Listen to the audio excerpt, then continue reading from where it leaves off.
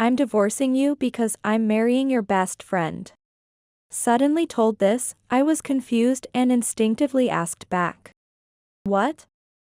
What do you mean? The divorce papers are in the mailbox, so just send those in. Don't come back home anymore. Oh, and take the kids with you when you leave. Suddenly being told about the divorce and being asked to leave the house, anger surged within me. Your best friend Sarah will prioritize me, the future president. Unlike you who undervalues me. It's only natural this would happen. My husband rarely paid attention to our family, hardly ever acting like a father should. Given his behavior, I had suspected as much. But it turned out he had indeed been gallivanting around. He was the son of the president and a manager, convinced he would be the next president. Which justified his actions in his eyes. Can you leave soon? My best friend Sarah, by his side, said this nonchalantly before throwing something at me. Ouch. What are you doing? When I looked at what was thrown, it turned out to be a bundle of cash. Here's $30,000 in compensation. I'm taking the spot of the future president's wife from you. The next moment, I couldn't help but burst out laughing. What are you laughing at? You've gone mad, haven't you? I couldn't contain my laughter seeing them, who knew nothing of the truth. Because, the next president is. I am a 35-year-old mother of 2 kids, a full-time housewife working from home. My son just started 1st grade, and my daughter was in kindergarten. I lost my father early and now work at the company his best friend, who is like a father to me, runs. The company generously told me to keep working even as I raised my children. For which I was very grateful. This father figure, who was my father-in-law, and my father were once rivals for the president's position at this company.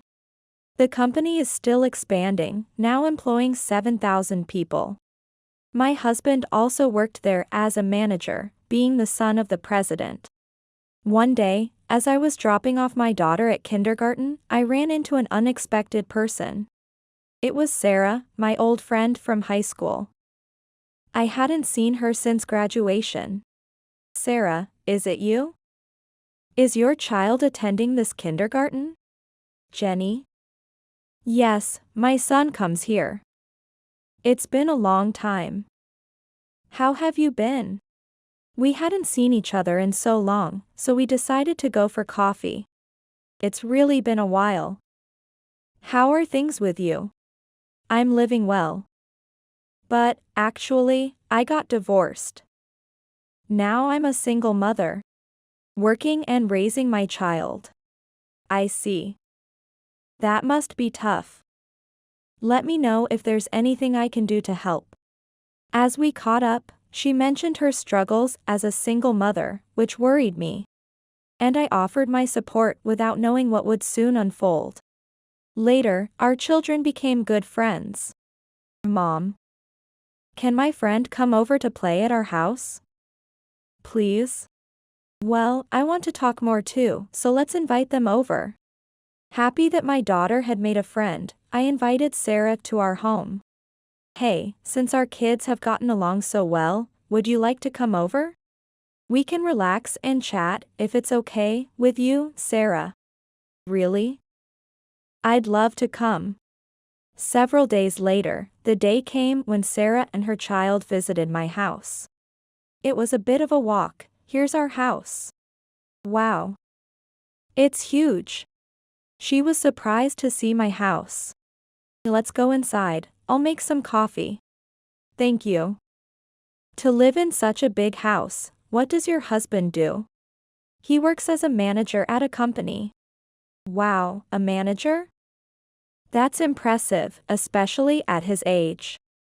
Oh, it's not that big of a deal. I couldn't tell my praising friend about my dissatisfaction. My husband, indeed the son of the company's president, was negligent in his duties.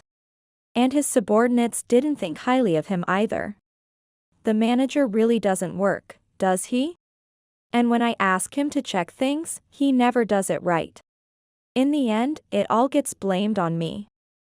It's really frustrating. Exactly. I don't understand how he got his position. I often heard subordinates bad-mouthing my husband at work. And they looked very awkward when they saw me. At home, he acted all high and mighty, often belittling me since I grew up in a single-parent home. Could you help a bit more around the house? I work too, and sometimes I just can't finish all the chores. What? I earn more than you. You, having grown up in a single-parent home, might not understand. But it's normal for the mother and wife to do all the housework. I work too, it's the same. I'm raising our children. So it wouldn't hurt you to help with the housework. Or at least take care of your own stuff. Even though we both worked, he never helped because I worked from home. And I was the wife and mother. I've even discussed this with my father-in-law. I truly apologize. I've been hard on him, but he just won't listen. I really think I'm a failure as a father. I couldn't face your father. Please don't say that. Just listening to my complaints is enough for me. I'm sorry to trouble you with this. Both my father-in-law and I had been trying to get him to improve, both at work and home. But I was almost giving up. Even after many discussions since our son was born, nothing much had changed. My son, now old enough to understand, sometimes showed concern for me taking care of his sister. Despite this, I continued to manage teleworking, housework, and parenting. Sometimes I was truly exhausted, but my husband hadn't helped in over 6 years. I think it had been a good period to accept that my husband wouldn't change. No matter how much I said, he wouldn't listen or do anything. I was beginning to feel sick of it. One day, we went to a kindergarten event as a family. He reluctantly joined the kindergarten event, but generally, he showed no interest in our son or daughter. He only participated in the kindergarten event after persuasion from my in-laws. My son was sensitive to his father's attitude and quickly said, "Never mind," sensing his reluctance. I wanted to go out as a family of 4 or even 3. But when I asked him out and saw his displeased face, it spoiled my mood too. That's why we've only managed a few family trips. I really feel sorry for my son, now old enough to remember. As he grew older and started elementary school, he would have occasions to talk about family trips, and I hoped he wouldn't feel bad. As I was thinking about this, we arrived at the kindergarten. Everyone was excited about the event. Then, Sarah approached and started a conversation. "Good morning. Let's enjoy today." "Oh, is this your husband?" "Good morning. Yeah. Let's enjoy." "And this is my husband." It was the first time she was meeting my husband, so I introduced him.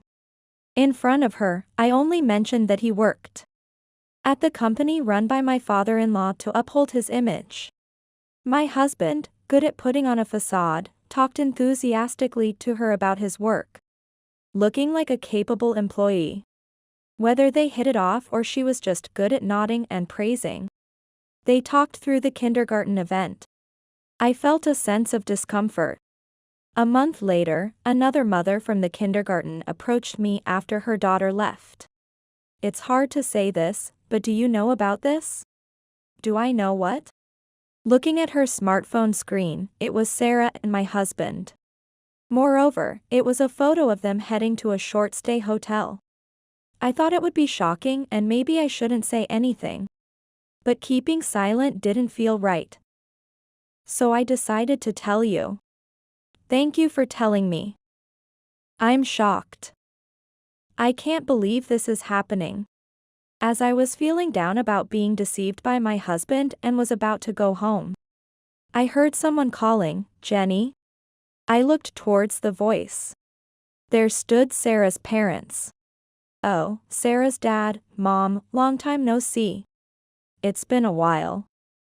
I heard you met recently at the kindergarten. But I didn't expect to see you so soon." Me neither. I'm glad to see you after such a long time. Both Sarah's mother and I were happy to see each other after a long time.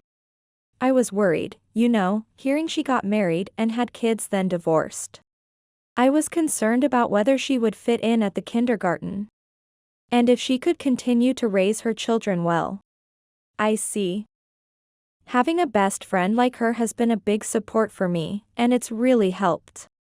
If there's ever anything troubling you, let's help each other out. You're the only one who says that.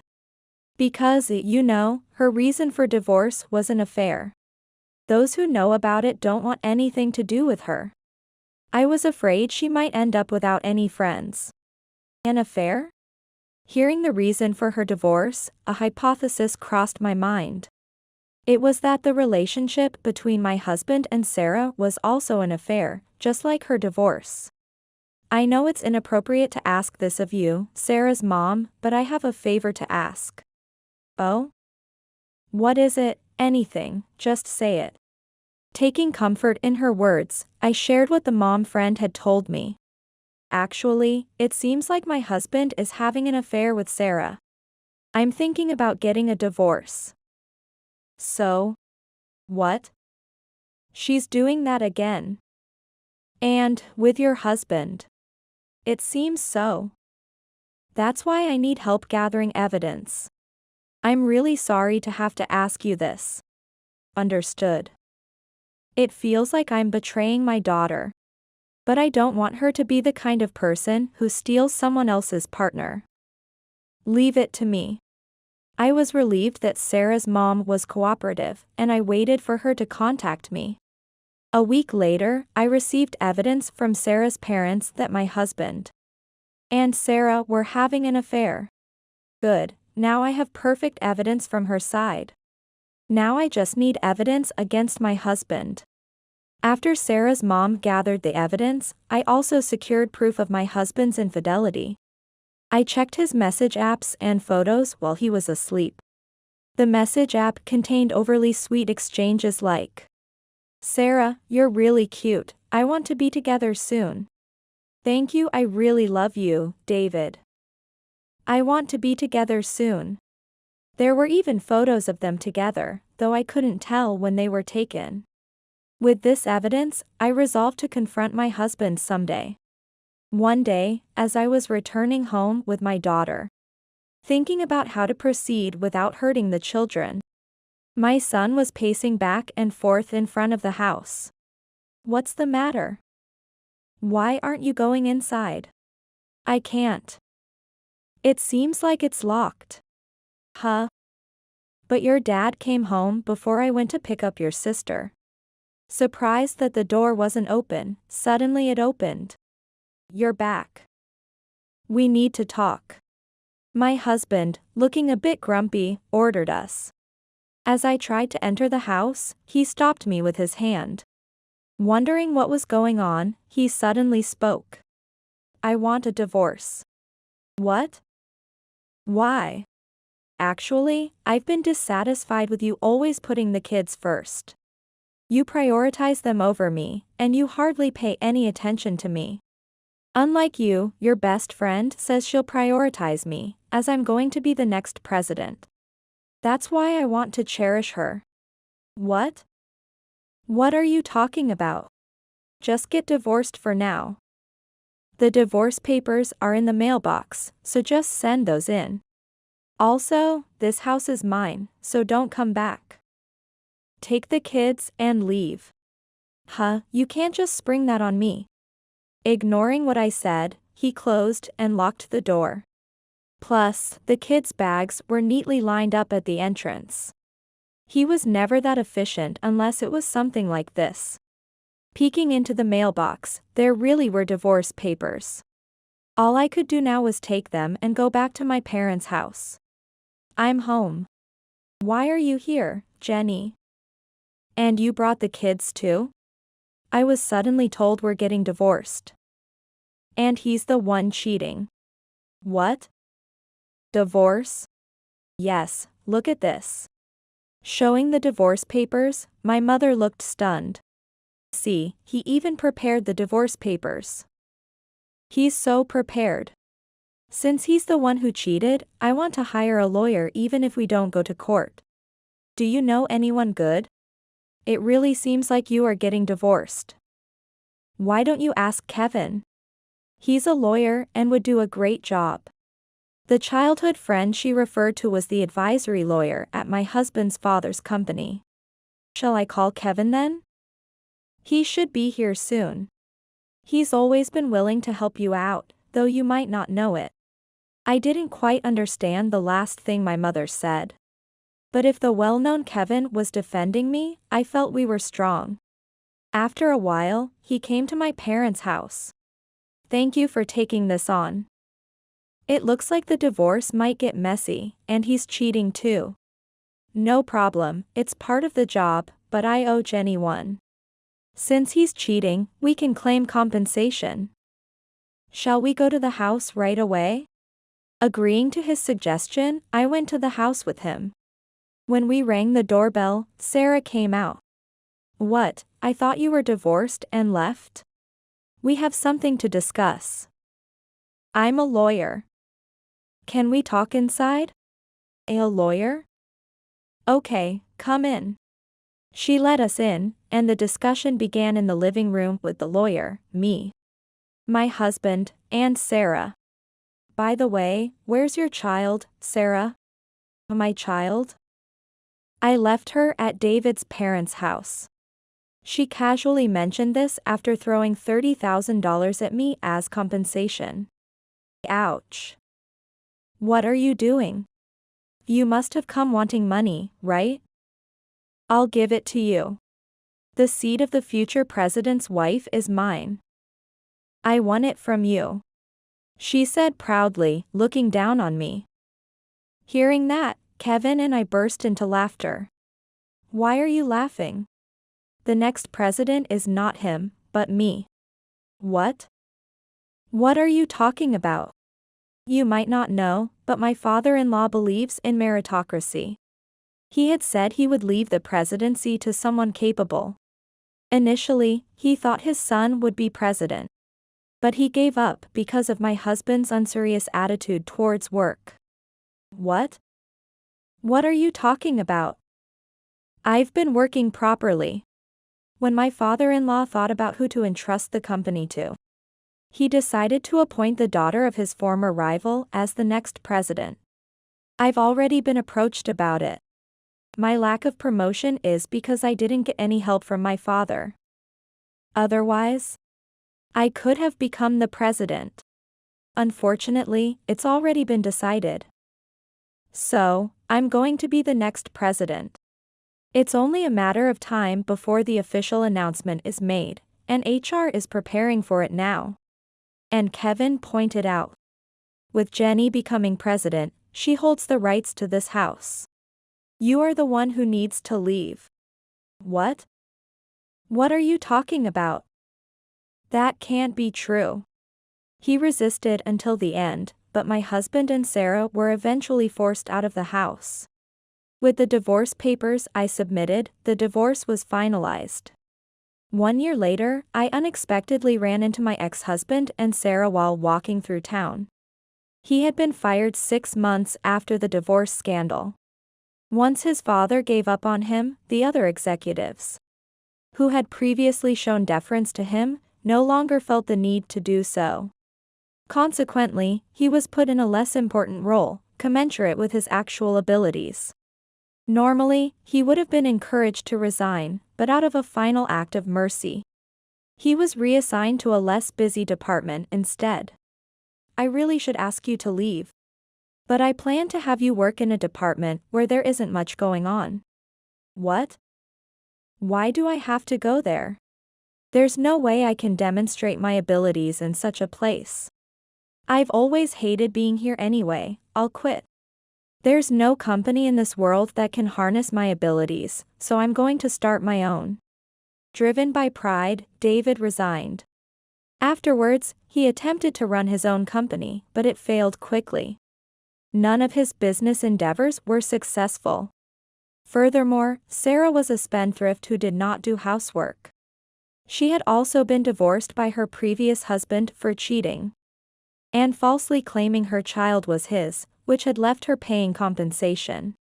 Thus, she remarried my ex-husband for his money, having no funds herself. My ex-husband and Sarah ended up in debt due to their failing company and spendthrift habits, eventually resorting to predatory lenders. Realizing this, he pleaded with me to remarry him. Please, let's try again. No, that's impossible. I've already remarried. What? Remarried? To whom? Who I'm married to doesn't matter. For your information, I married the lawyer who was present during our divorce proceedings, having known each other since childhood. The lawyer and I began seeing each other more frequently. And eventually, we developed romantic feelings. You've been seeing me a lot lately. We didn't meet this often before, so why all of a sudden? Because I like you, of course. I've had feelings for you for a long time, but you never noticed. I thought I had been protecting you all the time. And then you suddenly went and married someone else. Shocked by his casual confession, I agreed to date him because of the support he provided during difficult times and the trials we had faced together. Furthermore, when we started dating, Kevin confessed he wanted to remarry. If we're dating, there's one condition. I intend to marry you and grow old together, so be prepared. Feeling a bit embarrassed by Kevin's straightforward manner, I felt hopeful that this time I could truly be happy with him. However, a nagging doubt lingered. I remembered my ex-husband complaining about our child-centered life, which made me uneasy. Thank you. I'm really happy you said that. I look forward to our future together. But you know, you're suddenly going to be a dad to 2 kids. Are you sure about that? Of course, I'm sure. I want to marry you. I've been harboring these feelings for a long time. I understand raising kids is hard, but if they come to see me as their father, I'll do my best. Being able to openly share his feelings, I could imagine a future where I could marry Kevin, a lawyer, and feel truly happy. Having remarried Kevin, my ex-husband and Sarah were issued a restraining order by him. Please never show yourself in front of Jenny again. We will enforce a restraining order. If you ever come close, we will take legal action. After that, predatory lenders suddenly took away my ex-husband and Sarah. Help. As they appealed to us while being taken away by the lenders, I continued to grow the company I inherited from my father-in-law, with discussions even starting about opening an overseas branch. With work in my life with Kevin and the kids, I was truly living fulfilling days.